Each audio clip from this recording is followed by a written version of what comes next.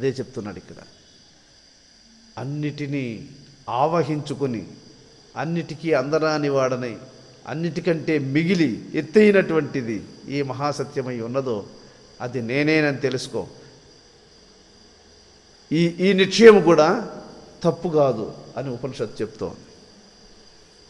మోక్షాయ ఈశాన బంధాయ జీవన్ముక్తస్య విద్యతే. అహంకారాలను ఈ రెండు విధాలుగా వినియోగించుకో, తప్పకుండా జీవన్ముక్తుడవుతావు అన్నాడు. ఆంజనేయ స్వామి ఈ నేను అనేటువంటి ఈ అహంకారాన్ని ఏం చేయాలరా, దీన్ని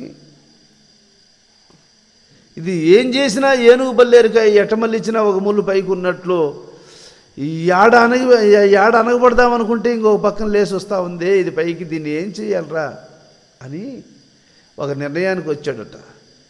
నేను రామునికి దాసుణ్ణి, నాకు భయము లేదు అని నిర్ణయానికి వచ్చినాడు. నేను రామచంద్రమూర్తి యొక్క పాదదాసుణ్ణి, నాకు భయము లేదు అనే నిర్ణయానికి వచ్చాడట. అదే చెప్తున్నాడు ఇక్కడ. అంతా నేనేనని తెలుసుకో, లేదా సర్వము తానై ఉన్నాడని నేను తెలుసుకో. ఈ రెండింటిలో ఏదో ఒక్కదాన్ని అనుసరించు. మూడవ అహంకారాన్ని చెప్తూ ఉన్నాడు.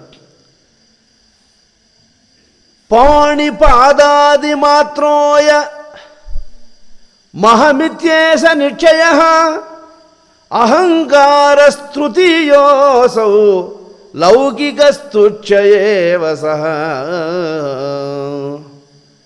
హస్తపాదాదులతో కూడినది నా స్వరూపము అనే భావన ఇది నీచము, ఇది అధమము, ఇది పనికిరాదనేసి అహంకారాన్ని తొలగించుకోవడానికి వీలుపడదు.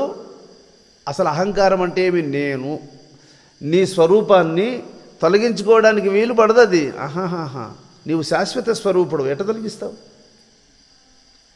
శాశ్వత స్వరూపుడవే, తొలగించడానికి ఎలా వీలవుతుంది? శాశ్వతత్వాన్ని దాన్ని అశాశ్వత వస్తువులాగా తొలగించడానికి వీలు కాదు అది. దాన్ని అయితే దాన్ని ఎట్లా పెట్టుకోవాలా, అది చేతగా అంది నీకు. దాన్ని ఎట్లా పెట్టుకోవాలా అంటే నేనే బ్రహ్మము. మరి బ్రహ్మము ఎలా ఉందో ఒకసారి చూడు. అది సర్వసాక్షి అయి ఉంది, అది విలక్షణం అయి ఉంది. అట్టుండు నువ్వే బ్రహ్మమైతే. లేదా అన్ని సమయాలలో ఒదిగి ఉండు, దాస్యాన్ని అనుసరించు. ఈ రెండు మార్గాలలో ఏదో ఒక్కదాన్ని అనుసరించు. ఆ అహంకారము నీకు హాని కలిగించదు అనేసి. కానీ కరచరణాద్య అవయవములతో కూడిన స్వరూపము నా స్వరూపము అనే భావన కలిగితే మాత్రం ఈ అహంకారము అధమము, నీచము, ఇది బంధకారణము, దుఃఖదాయకము అనేసి. వర్జ్యేవ దురాత్మాసౌ కంద సంసార దుస్తరోః అనేనాభిహతో జంతుః రథోదహ పతిదావతి. వర్జ్యేవ దురాత్మాసౌ, ఎవడు ఈ మూడవ అహంకారము కలిగి ఉంటాడో వాడే విషవృక్షాన్ని ఎక్కి విషముతో కూడినటువంటి సేదు ఫలాలను తిని దుఃఖమును అనుభవించేవాడు వాడే అనేసి. ఇట్టి భావము కలిగిన వాడే 84 లక్షల స్వరూపాలను అన్నిటినీ ఎక్కుతూ ఉన్నాడు. అన్నీ తృప్తి లేక దిగేస్తూ ఉన్నాడు. సంతృప్తిని పొందాలని అన్నిటినీ ఎక్కుతూ ఉన్నాడు, దిగేస్తున్నాడు, అన్నిటినీ ఎక్కి దిగుతున్నాడు. ఈ మూడవది అయినటువంటి అహంకారము అనర్థదాయకమైనదని. అదతే అపి సత్యజ్య సర్వాహంకృతి వర్జితః నతిష్టతి తదాచ్యుతైః వరమేవాదిరోహతి. జాగ్రత్త, శరీరం ఉన్నంత వరకే ఈ ప్రథమము ద్వితీయము రెండింటినీ ఉంచుకోవాలి. శరీరాన్ని విసర్జించాల్సి వచ్చిన సందర్భములో ఈ రెండింటిని కూడా వదిలిపెట్టాలి అన్న.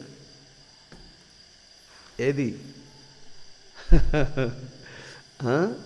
అన్నిటికంటే నేను అధిష్టానపరుడను, నేనే బ్రహ్మమును, అది కూడా వదిలి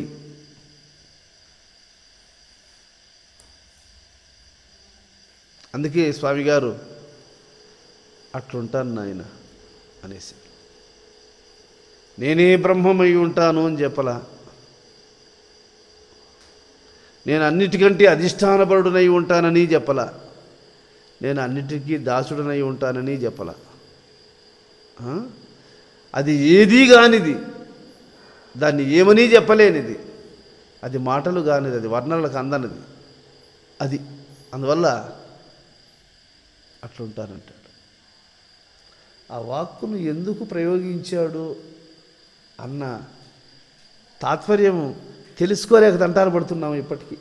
ఒక్కొక్క మాట స్వామి గారు వేశారు మన ముందు అంటే దాన్ని తెలుసుకోవడానికి జన్మాదులు చాలవలే, మనం కొంతవరకైనా.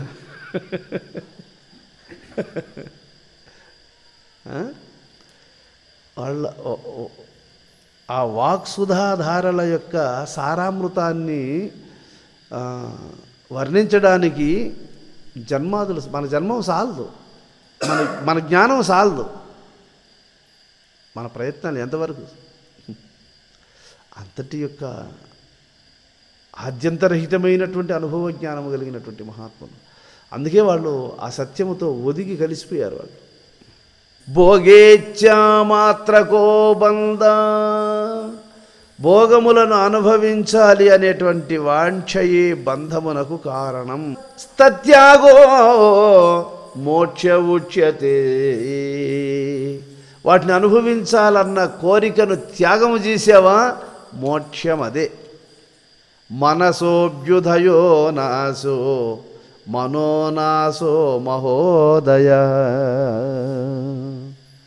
సంకల్ప వికల్పములను వృద్ధి నొందదగిన మనస్సే సమస్త దుఃఖములకు, సమస్త హానులకు మూలం. ఆ సంకల్ప వికల్పములు మనస్సునందు నాట్యము చేయకుండా మనస్సును విడిచి వెళ్ళిపోయినాయా, ఇంకా అదే గొప్ప లాభం. యదా సౌక్ష్మ చిదాభాస్య ఆకాశో నోవలక్ష్యతే తదా నిరంస చిద్భావ సర్వగోపి నలక్ష్యతే. ఆకాశానికే స్వరూపం లేదు, దానికి మహాసూక్ష్మం అనేశాడు. మరి ఆకాశానికి ఆధారమైనటువంటి ఆత్మ అది సూక్ష్మం అనడానికి కూడా లేదు. అట్టి దానిని సామాన్యులు ఎలా దర్శించగలుగుతారు? ఎలా సాధ్యమవుతుంది దర్శించడానికి? అది యోగ దృష్టితో తప్ప. ఎవడండి ఈ యోగ దృష్టిని, యోగశక్తిని సంపాదించుకోగలిగిన పుణ్యాత్ముడు? అందరూ ఆడికొచ్చి నిలిచిపోతున్నారు, అందరూ ఆడికొచ్చి నిలిచిపోతున్నారు. అదౌ శమదమప్రాయైర్గుణై శిష్యం విశోధయేత్తు పశ్చాత్ సర్వమిదం బ్రహ్మ శుద్ధస్వమితి బోధయేతు.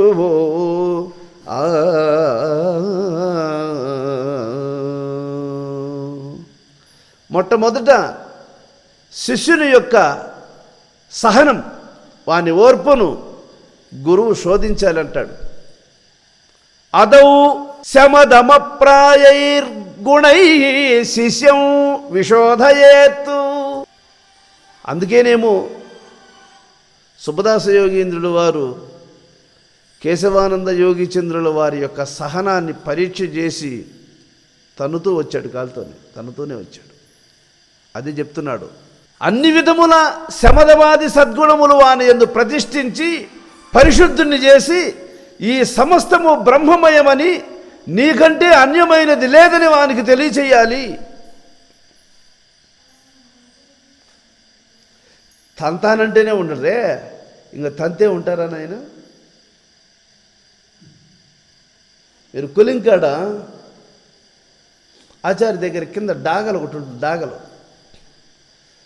ఆ డాగల మీదనే కొడవండ్లు, గొడ్డిండ్లు, కత్తులన్నీ దాని మీదనే తయారైపోతూ ఉంటాయి.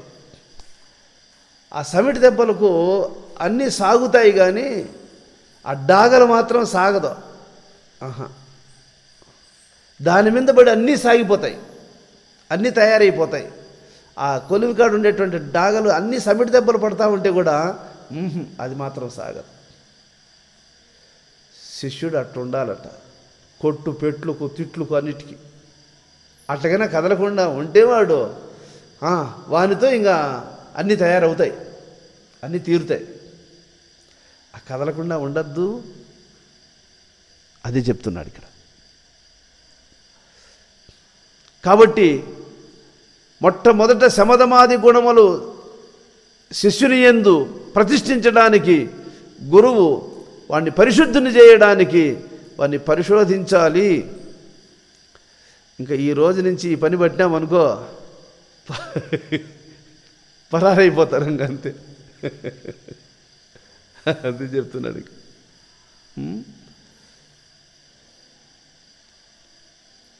తరువాత ఆ స్థిరబుద్ధి, ఆ సహనం వాళ్ళలో ఎప్పుడు ఏర్పడుతుందో అప్పుడు ఏయ్ కేశవ అటు చూడరా అని చూపించాడు. ఉపనిషత్ ధర్మాన్ని సుబ్బదాస యోగీంద్రుడు వారు అనుసరించారు. కేశవానంద యోగీచంద్రుడు వారు అనుభవించి అందుకున్నారు. గురు శిష్య ధర్మములంటే అవే కదండి. గురు శిష్య న్యాయాన్ని అనుసరించినటువంటి మహాత్ములు ఎవరు అంటే వారే. జ్ఞాన దృష్టి నీకు కలిగినదా, జ్ఞానోదయం అయినదా? ఈ రెండు నీవు పద్మాసనములో కూర్చొని ఉన్నప్పుడు నీకు జ్ఞాన దృష్టి, జ్ఞానోదయము, ఇవి రెండింటి యొక్క బలాబలాలను నువ్వు పద్మాసనంలో కూర్చున్నప్పుడు తేల్చుకోవాల్సి ఉంటుంది. నీ బలమా, నీ సాధన బలమా, నీ కర్మ బలమా? కర్మకు బలం అధికమా, సాధనకు బలం అధికమా? నిశ్చయాత్మకమైనటువంటి బుద్ధికి బలం అధికమా? కాబట్టి కర్మలకు బలం అధికమైతే నిన్ను ఆసనంలో నుంచి లేపేస్తుంది. నీ పట్టుదలకు బలం అధికమైతే ఆసన సిద్ధిని స్థిరమనర్చుకోగలుగుతుంది. ఈ రెండిటిల్లో నువ్వు ప్రతిరోజు దేనికి ప్రిఫరెన్స్ ఇస్తున్నావు, దేనికి బలాన్ని ఇస్తున్నావు, ఇది నీవే తెలుసుకో చెప్తున్నా. సర్వం బ్రహ్మేతి యస్యాంతర్భావనాసాహి ముక్తిదా భేద దృష్టిరవిద్యేయం సర్వదా తాం విసర్జయేతు మునేనాసాధ్యతే తద్ది పదమక్షయముచ్యతే.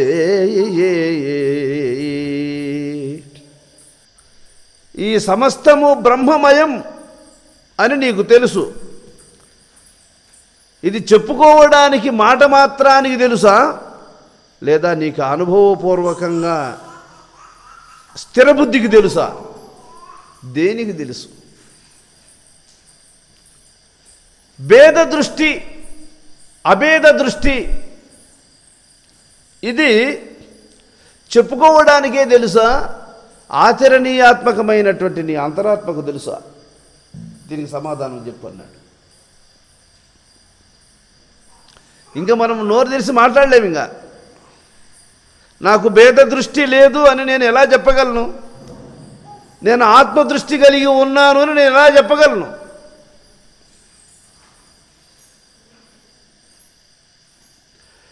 నువ్వు అలా అనుభవించావా? ఇంకా నువ్వు చెప్పినా చెప్పకపోయినా ఈ లోకానికి నీ అనుభవం అంది తీరుతుంది. దీనిని నువ్వు అనుభవించకపోతివా ఇది నీకు అందదు, ఇది లోకానికి అందదు. కాబట్టి సర్వం బ్రహ్మేతి, అంతా బ్రహ్మమే, అంతా బ్రహ్మమే కాదని ఎవరు చెప్పారు నాయన? కానీ అది అనుభవానికి రావద్దా? ఆ వాక్యం ఏడు వచ్చింది చూడండి. అంతా బ్రహ్మమే, అంతా బ్రహ్మమే అనుకున్నంత మాత్రంలో ఏమవుతుంది నాయన? అది ఏమీ అయ్యేది లేదు అని గురుదేవులు వారు చెప్పిన వాక్యం అది. అంతా బ్రహ్మం అనుకున్నంత మాత్రంలో బ్రహ్మం అవుతుందా? అది అందుతుందా? అనుభవానికి వస్తుందా?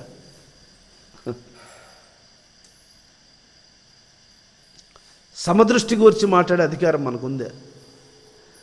అది నీ సొంతమైతే నీ దగ్గరుంటే ఇంకొకరికి దానం చేయొచ్చు, కానీ నీ దగ్గర లేకపోతే ఏమి ఇవ్వగలుగుతావు?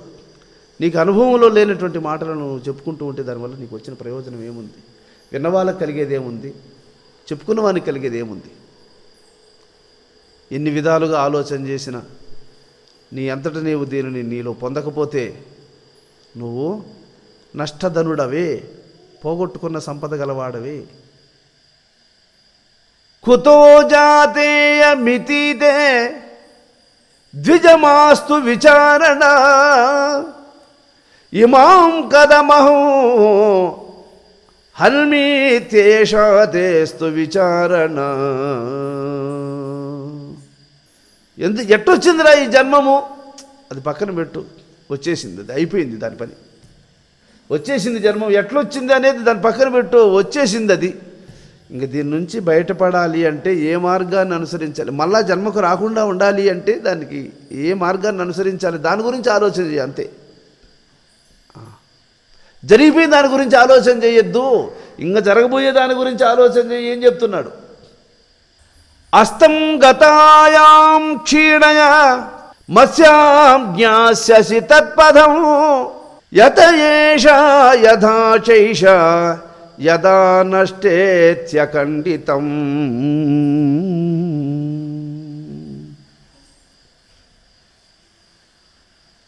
అజ్ఞానజనితమైనటువంటి మోహము నీలో నశించినదా, నీవు తప్పకుండా బ్రహ్మమును ఎరుగగలవు.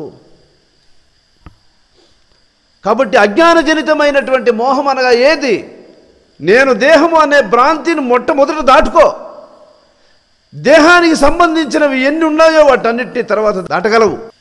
ఊరగాయి ఉప్పులో ఊరే కొద్దీ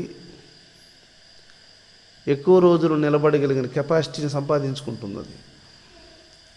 మనస్సు చైతన్యమునందు నిలబడే కొద్దీ శాశ్వతంగా తన స్వరూపంలో అది నిలుచుకోగలుగుతుంది. అంటే ఒక దృష్టాంతం ఇది. అలాగే ఈ మనస్సును ఆ సత్యములో ఎప్పుడు నిరంతరము ఓరేసినామా ఆ స్వరూపాన్ని పొందేస్తుంది. అశాశ్వతత్వాన్ని నుంచి శాశ్వతత్వాన్ని అందుకునేస్తుంది మనస్సు. ఎన్ని విధాలుగా ఆలోచన చేసిన సత్యముతో అనుసంధానము కలిగి ఉండడము కంటే శ్రేష్టమైనటువంటి మార్గము మరొకటి లేదనేది మనకు ఉపనిషత్తు చెప్తూ ఉంది. స్వసంకల్పిత తన్మాత్ర జాలాభ్యంతరవర్తి చ పరాం వివశతామేతి శృంఖలాబద్ధ సింహవత్. తన ఆలోచనలే తనకు బంధములని, తన ఆలోచన పరంపరలే తనకు వలలై తగులుకున్నాయని, సంకెళ్లతో పట్టుబడిపోయినటువంటి సింహం వలె జీవుడు బద్ధుడై పరాధీనుడైపోయాడన్నాడు. సింహము లాంటి జీవుడు తన స్వసంకల్పములతో తనకున్నటువంటి కొన్ని కోరికలతో పట్టుబడిపోయాడు, వాటిని దాటలేడు. ఒక్కసారి జీవునికి కొన్ని సంకల్పాలు ఎదురుపడితే ఆ సంకల్పాలు దాటడానికి కొన్ని జన్మాలు చాలు. ఒక్కొక్కరికి కొన్ని గుణాలు ఉంటాయి, వాటి దుంపదేగా వాటిని దాటడానికి సాహసం సాలదు. పోయి అడవి పడిపోతారు. మేము ఒకసారి అడవికి కట్టెలకు వేరే వాళ్ళ ఎద్దులు పట్టుకొని పోయినాము. ఆ ఎద్దులకు ఉండే బలహీనత ఏంటంటే ఎక్కడన్నా డౌన్ వచ్చింది అంటే కాడి మన కింద వేసేస్తాయి, తలకాయ నేల ఆనిచ్చేస్తాయి. అది భర్తీ బండి కాదు, ఖాళీ బండి కూడా అంతే. ఖాళీ బండి కూడా డౌన్ చూసినాయంటే తలకాయ నేల వేసేస్తాయి. ఆ కొంచెం కన్నా దాటితే ఏది ఆ డౌన్కి దాటి సదరానికి పోతే ఆ బండికి వెనకానంగా భర్తీ బండి ఇంకా 2 రోపేసి కడితే కూడా లాక్కొని వెళ్ళిపోతాయి, లెక్కే పెట్టవు. ఆ మాదిరి బండి లాగుతాయి. అట్ట లాగే ఎద్దులు డౌన్ చూస్తే మాత్రము ఇంకా పలు పిప్పేసి చిన్నగా బండి దించకొచ్చి కట్టాల్సిందే, కుదరదు. వాటికి ఆడుంది బలహీనత. కొన్నిటి కాడ బలహీనత ఉంటుంది, ఆడ బలహీన పడతారు, దాన్ని దాటలేరు. అది చెప్తున్నాడు ఇక్కడ. తన సంకల్పాలే తనకు బంధములవుతాయని జీవుడు ఈ సంకెళ్లతో సింహము బోనులో పడి గర్జించినట్లు గర్జించాల్సిందే కానీ బయట రాలేదు, బంధించిన వాడిని ఏమీ చేయలేదు. చింతానల శిఖాదగ్ధం కోపాజగర చర్వితం కామాబ్ది కల్లోలరతం విస్మృతాత్మా పితామహం సముద్ధర మనోబ్రహ్మన్మాత్రాతంగమివ కర్దమాత్తు.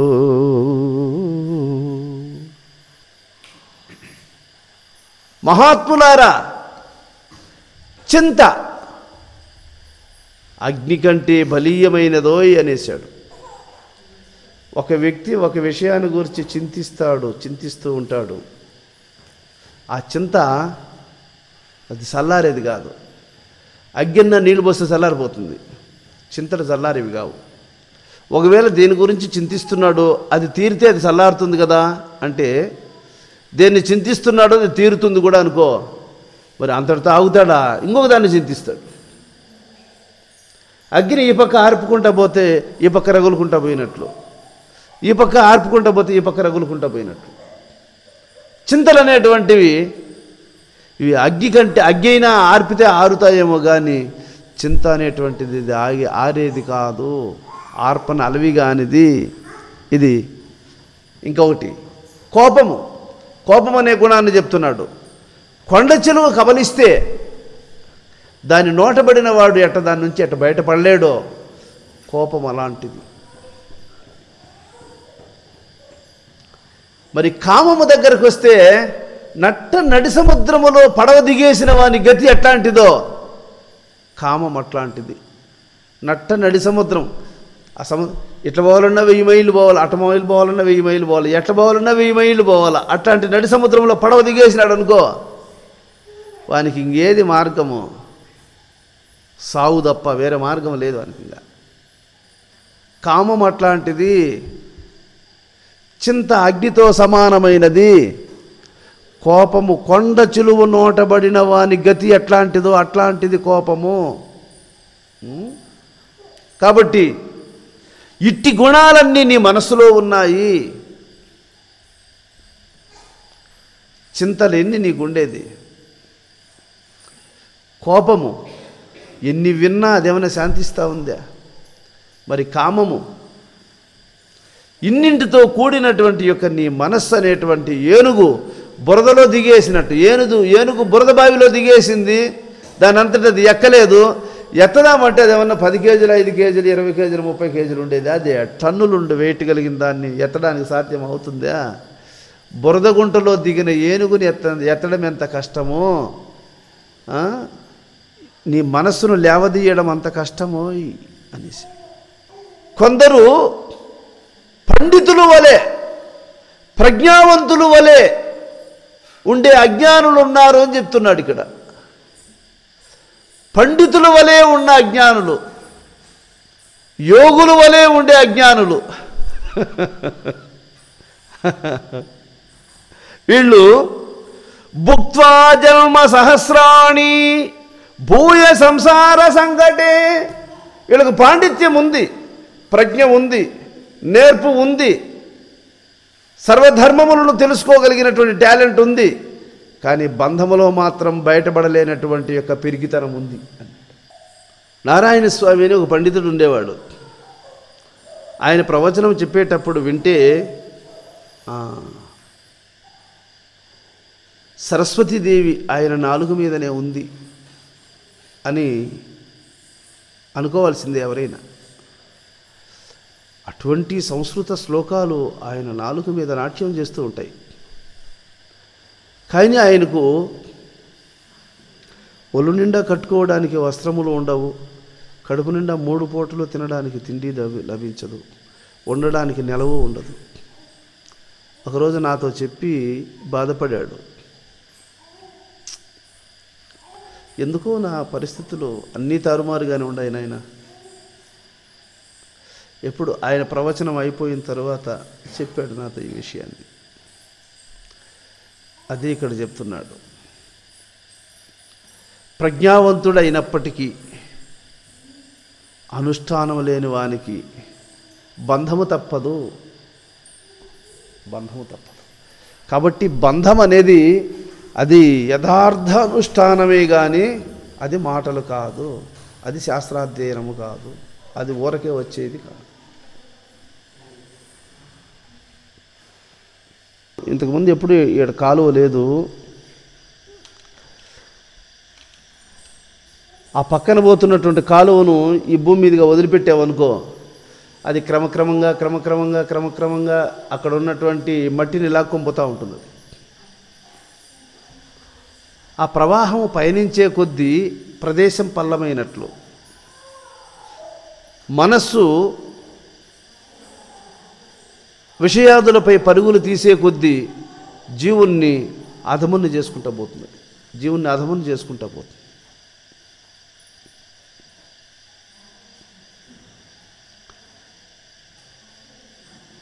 అందుకని ప్రవాహాన్ని తప్పగట్టాలి. దేనికి నష్టం జరుగుతూ ఉందో దాని నుండి దాన్ని పక్కకు తిప్పేశామా, అదే ప్రవాహము మనకు తూర్పు వైపు కానీ ఉత్తరం వైపు కానీ ప్రవహించిందనుకో, అది పల్లము చేసుకుంటూ పోయే కొద్దీ, అది ప్రవహించే కొద్దీ దాని ఒడ్డునున్నటువంటి వానికి విశేష ఫలితాన్ని అది అందిస్తుంది. అలాగే గంగా ప్రవాహము వంటి జ్ఞానము,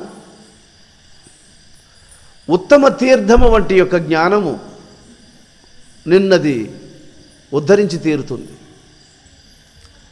కాబట్టి మనసులో సుగుణముల యొక్క ప్రవాహము సాగవచ్చు కానీ దుర్గుణముల యొక్క ప్రవాహము సాగకూడదు.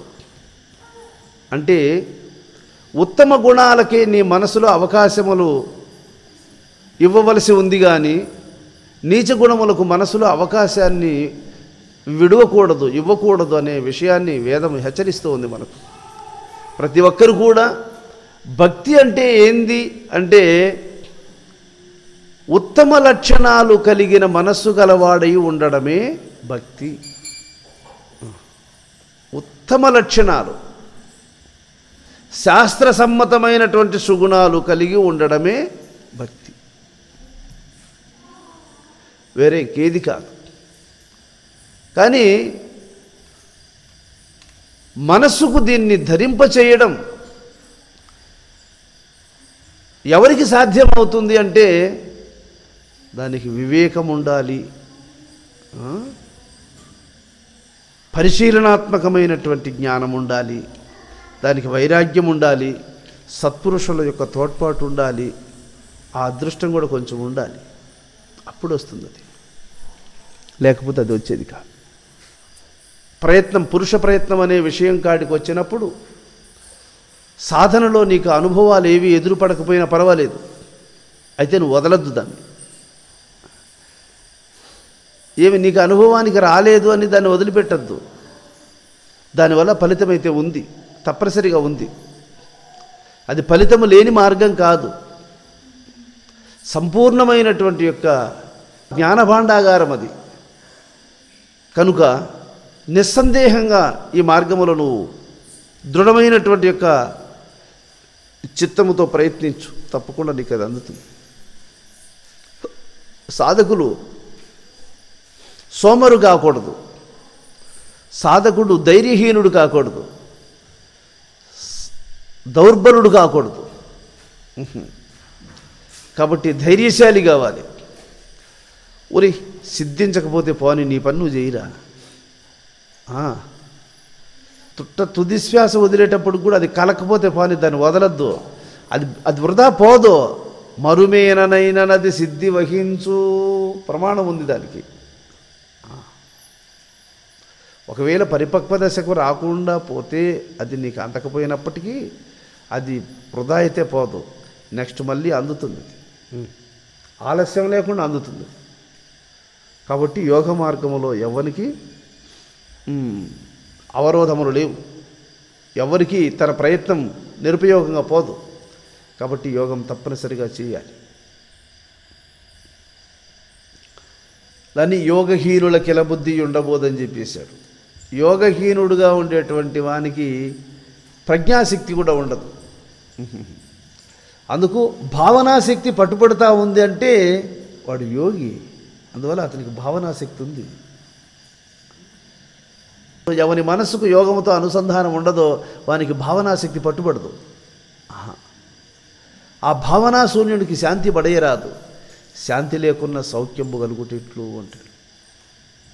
కాబట్టి భావనాశక్తి ఎవని మనసులో కలుగుతుంది అంటే ఆత్మతో అనుసంధానము కలిగినటువంటి వానికే భావనాశక్తి కలుగుతుంది.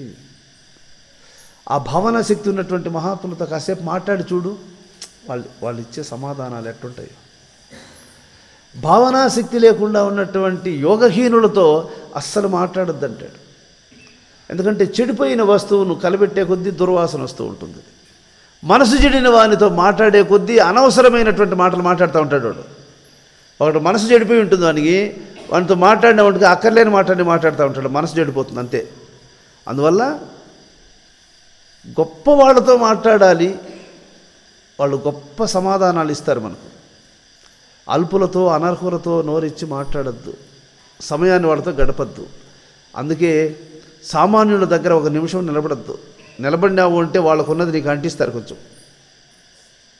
ఉంటే మహాత్ముల దగ్గర ఉండాలి, లేదా నీ పని నువ్వు చేసుకుంటూ పోతూ ఉండాలి అంతే. ఎవరికి నోరు ఇవ్వకూడదు, ఎవరికి చెవి ఇవ్వకూడదు. ఇట్లా మహాత్ములందరూ కూడా ప్రపంచంలో ఉన్న జీవులందరూ వారి వారి కర్మఫలాలను వాళ్ళు అనుభవించడానికి వచ్చి తిప్పలు పడుతూ ఉన్న వాళ్ళే. ఒక్క సాధు సత్పురుషులు తప్ప వాళ్ళల్లో కూడా సాధన సంపత్తి కలిగినటువంటి మహాత్ములు నీకు ఎట్ట తెలుస్తుంది అంటే, నీకు ఆ పరితాపం ఉన్నట్టయితే భగవంతుడు కరెక్ట్గా వాళ్ళ దగ్గరికి నేను పిలుచుకోబోతాడు అంతే. ఇతడు మహాత్ముడని నాకు ఎట్ట తెలిసేది స్వామి, నేనేమైనా అనాచార పరుల యొక్క చేతిలో పడి నేనేమైనా నా జీవితం పతనం అవుతుందేమో అనే దిగులు నీకు అవసరంలా. నీకు నిజంగా భగవత్ప్రాప్తి కొరకై నీ మనసులో పరితపించినావు అంటే నిన్ను భగవంతుడు అనాచార పరుని దగ్గరికి చేర్చడు, దీంట్లో డౌటే లేదు. తప్పకుండా మహాత్ముడైనటువంటి వాని దగ్గరికే తీసుకుపోతాడు. నువ్వు మన్నే పట్టుకుంటే కూడా అది బంగారు రా, నువ్వు రాయే ఎత్తుకుంటే కూడా అది బంగారు. అందువల్ల సత్యశోధనా పరునకు ఎక్కడా హాని కలుగదు, భయపడాల్సిన అవసరం లేదు. జయ జానకీ రమణ గోవింద, జయ ప్రహ్లాద వరద గోవింద, జయ ఆంజనేయ వరద గోవింద. శ్రీ శ్రీ సద్గురుస్వామి పాదారవిందములకు, శ్రీ శ్రీ సద్గురుస్వామి పాదారవిందములకు.